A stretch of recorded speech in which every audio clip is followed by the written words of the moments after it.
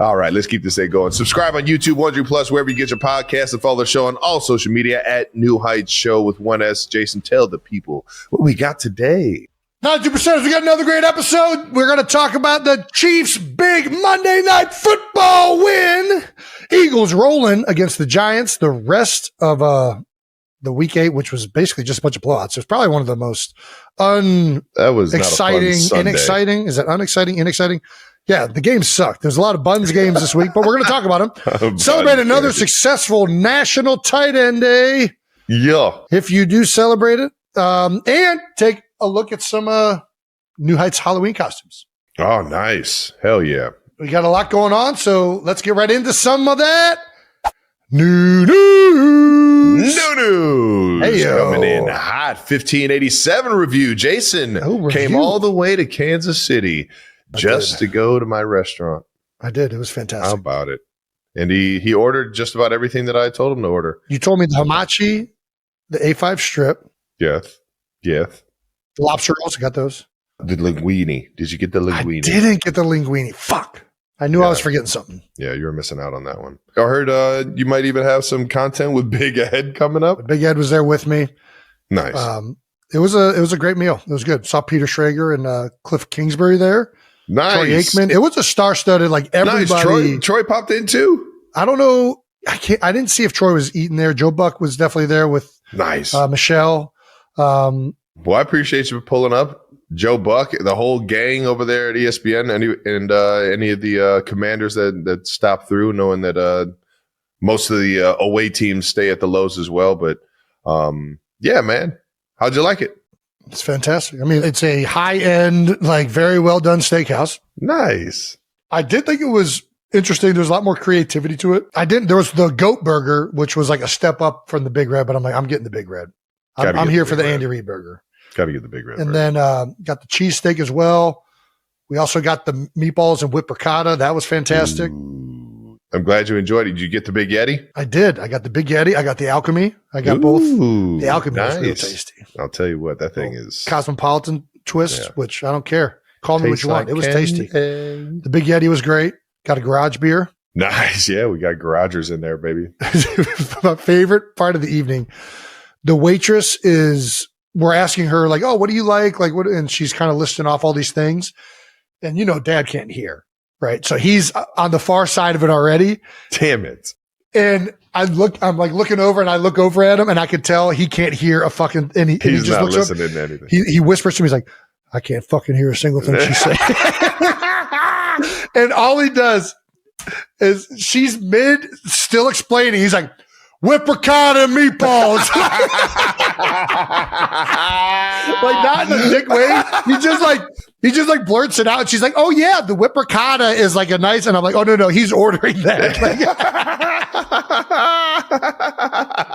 It was so fucking funny. Brandon put it in here. What's the most Travis Kelce thing about the restaurant? What's the most Travis Kelce thing about the restaurant? I mean, the Big Yeti drink.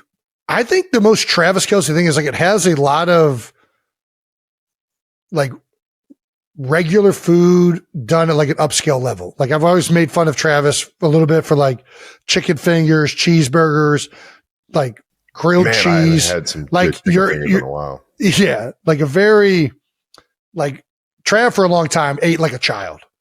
And now we're at a steakhouse and there's some childlike items that are done at like a really high level. Or like, I guess, like normal item, like lobster roll. Like it's like everybody's had a lobster roll, but this is like a more upscale, intense flavor lobster caviar roll. On it, yeah. Exactly. Yeah. So that feels Travis Kelce like. I appreciate you pulling up to the restaurant, and everybody that pulled up to the restaurant, man. And if you get an opportunity, go in there and check it out, man. You get there on the prime time and the prime hours, man. You'll get some live music. All pretty much Motown music, and they absolutely crush it in there, man. It's such an honor to be a part of this thing. Highly recommend getting your reservation in advance because it's not easy to get into, folks. Who are rolling, baby. It's Taylor Swift, and her sister-in-law moment nearly gave Jason Kelce a heart attack. During a family celebration at 1587 Prime, Taylor surprised everyone by personally pouring a full glass of whiskey for Jason and his dad, Ed Kelce. In the latest episode of the New Heights podcast, Travis and Jason opened up about Jason's first ever experience at his brother's luxurious steakhouse. The night was already special, but it turned unforgettable when Travis shared a video from the evening after the Chiefs' big win over the Commanders. Fans noticed Jason and Ed sitting together, laughing, until Jason's face suddenly went tense the moment Taylor refilled their glasses. What really caught attention was the sparkling engagement ring on his finger, the same one Travis had given Taylor. That simple family toast, celebrating Travis's victory, turned into a deeply emotional moment with Taylor right there, glowing with pride. Jason looked overwhelmed, but it was the kind of night that stays with you forever. Donna Kelce was also seen enjoying her evening at her favorite spot, 1587 Prime, the restaurant co-founded by her sons, Travis Kelce and Patrick Mahomes. But being a Kansas City local at heart, Donna doesn't just stick to one place.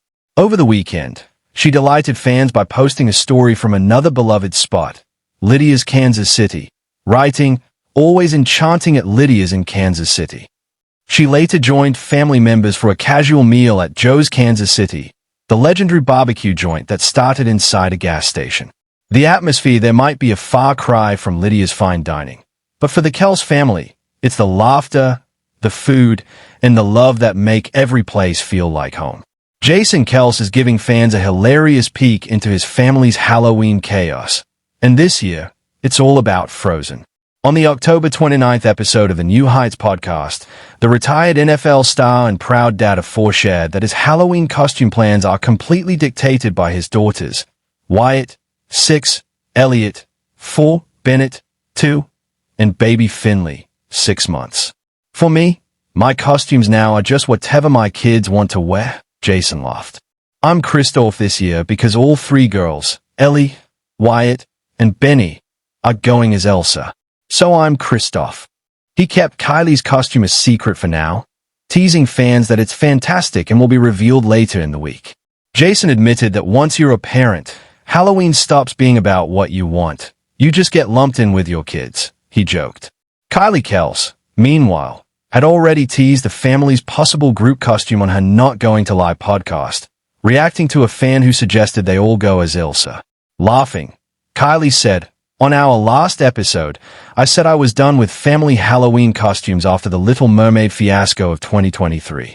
But this year, we might just have 3 Elsas." A listener then pitched, "Hear me out, 6 Elsas," and Kylie actually loved the idea. "Honestly, I'm so into that. If I could get Ellie to not be Anna, I'd do it in a heartbeat," she said. But practicality won out. I can't have 5 Elsas and 1 Anna. Finn is going to be Anna so that we have 2 and 2. 2 Annas, 2 Elsas. That's the plan, though. Who knows? Kylie also opened up about her and Jason's funny Halloween rules. She remembered their ambitious Little Mermaid plan from 2 years ago that completely fell apart. "I had an Ursula costume that I never even put on. Jason was supposed to be King Triton, Wyatt was Ariel, Ellie was Flounder, which was one of the cutest things I've ever seen, and Benny was Sebastian. It was adorable, but total chaos," Kylie laughed. Despite the unpredictability, fans adore how the Kelces always make family fun a priority, even when the plan melts down faster than an Olaf in summer. Kylie Kelce couldn't help but laugh as she recalled the chaotic end to their Little Mermaid Halloween plan. "It all fell apart in the very last minute before we left the house," she said. Wyatt suddenly decided she didn't want to be Ariel anymore. What followed was pure family mayhem and hilarity. So we ended up with Mom dressed as nothing, Dad as King Triton, Wyatt as a witch, and Flounder and Sebastian running around, Kylie explained with a grin. The spontaneous costume mix turned into a complete mashup, far from the ocean-themed vision she had in mind. It was at that moment, she joked, I decided maybe family costumes aren't for us. Maybe 3 times max. Who knows? Laughing, she added, honestly, I don't even care anymore. The only thing a family costume really does is make a cute social media post. Her candid honesty made fans adore her even more, because every parent could relate to that last-minute chaos that turns picture-perfect plans into real-life comedy.